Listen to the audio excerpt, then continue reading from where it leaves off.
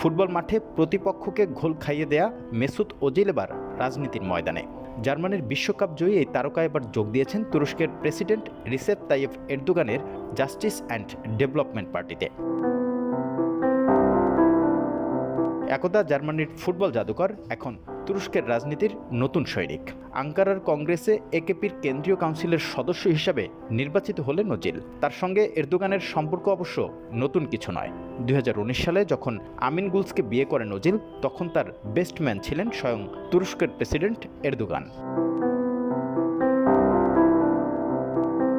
ওজিলের এই নতুন সিদ্ধান্তকে ঘিরে সামাজিক যোগাযোগ মাধ্যমে চলছে মিশ্র প্রতিক্রিয়া। কেউ বলছেন ফুটবলের মতো রাজনীতিতেও সফল হবেন ওজিল, আবার কেউ বলছেন রাজনীতি আর ফুটবল এক নয়।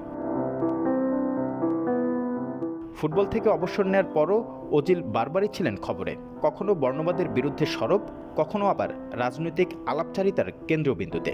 এবার তিনি সরাসরি ঢুকে পড়লেন ক্ষমতার ময়দানে।